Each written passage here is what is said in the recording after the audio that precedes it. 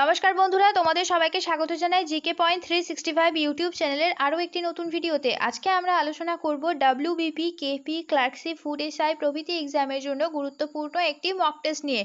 আমাদের চ্যানেলে কিন্তু প্রত্যেক দিন ডাব্লিউবিপি এক্সামের মক টেস্ট হচ্ছে। তোমরা আমাদের চ্যানেলে কিন্তু অংশগ্রহণ করো মক টেস্টে, যাতে তোমরা খুব ভালোভাবে ডাব্লিউবিপি এক্সামে ক্লিয়ার করতে পারো।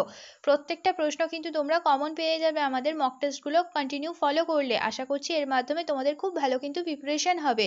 তাহলে চলো আজকের ভিডিওটা শুরু করা যাক। ভিডিও শুরুর আগে বলি, ভিডিও ভালো লাগলে অবশ্যই আমাদের চ্যানেলটাকে একটি লাইক করো, তোমার বন্ধুদের সাথে শেয়ার করো, আর আমাদের কমেন্টে জানাও ভিডিও তোমাদের কেমন লাগলো। ভিডিও যদি ভালো লাগে তাহলে অবশ্যই আমাদের চ্যানেলটা সাবস্ক্রাইব করে পাশে থাকা বেল বাটনটা ক্লিক করে অল করে দিও ফর অল নোটিফিকেশন। তাহলে চলো আজকের মক টেস্টটা শুরু করা যাক। প্রথম প্রশ্ন, নিচের কোন অধিকার মৌলিক অধিকারের অন্তর্ভুক্ত নয়? নিচের কোন অধিকারটি মৌলিক অধিকারের অন্তর্ভুক্ত নয়? সঠিক উত্তর হয়ে যাবে অপশন ডি, সম্পত্তির অধিকার। পরের প্রশ্ন, মোহাম্মদ বিন তুগলকের আমলে কে ভারতে আসেন? সঠিক উত্তর হয়ে যাবে এখানে মোহাম্মদ বিন তুগলকের আমলে ইবন বতুতা ভারতে আসেন। পরের প্রশ্ন, কার্পাস চাষের জন্য কি রকম মৃত্তিকার প্রয়োজন? কার্পাস চাষের জন্য রেগুর মৃত্তিকার প্রয়োজন। পরের প্রশ্ন, নিচের কোন গ্রহটি সূর্যকে একবার প্রদক্ষিণ করতে সবচেয়ে কম সময় নেয়?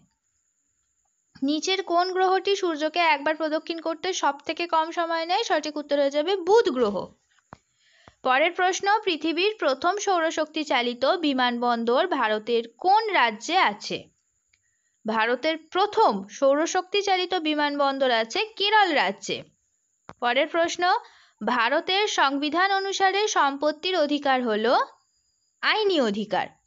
পরের প্রশ্ন, নিচের কোন সাংবিধানিক সংস্থাটি কেন্দ্র ও রাজ্যের মধ্যে কর বন্টন করে?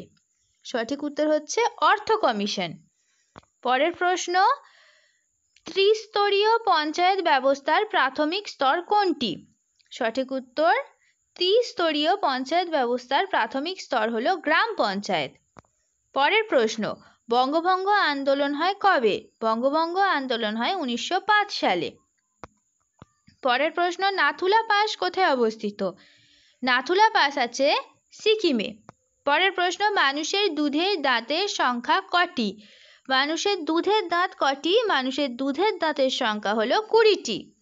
পরের প্রশ্ন, সরকারি চাকুরিতে সমানাধিকার এটি কোন ধরনের মৌলিক অধিকার? সঠিক উত্তর হচ্ছে সাম্যের অধিকার। পরের প্রশ্ন, ইদুক্তিবাদটি কোন রাজ্যে অবস্থিত? ইদুক্তিবাদ আছে কেরালা রাজ্যে। পরের প্রশ্ন, কোনটি তরঙ্গ দৈর্ঘ্য সব থেকে বেশি? সঠিক উত্তর হয়ে যাবে রেডিও তরঙ্গের তরঙ্গ দৈর্ঘ্য সব থেকে বেশি। পরের প্রশ্ন, নিম্নলিখিত কোষ অঙ্গগুলি মধ্যে কোনটি উদ্ভিদ কোষে অনুপস্থিত কিন্তু প্রাণী কোষে উপস্থিত? সঠিক উত্তর হয়ে যাবে সেন্ট্রোসোম। উদ্ভিদ কোষে অনুপস্থিত কিন্তু প্রাণী কোষে উপস্থিত। সেন্ট্রোসোম হচ্ছে সঠিক উত্তর। পরের প্রশ্ন, রবীন্দ্রনাথ ঠাকুরকে বিশ্বকবি কে আখ্যা দিয়েছিলেন?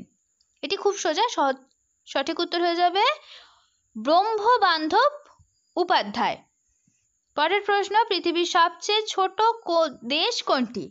পৃথিবীর সব থেকে ছোট দেশ হলো ভাটিকান সিটি। পরের প্রশ্ন, ভারতের চিল্কা হ্রদ কোথায় অবস্থিত? সঠিক উত্তর হচ্ছে উড়িষ্যায় অবস্থিত চিল্কা হ্রদ।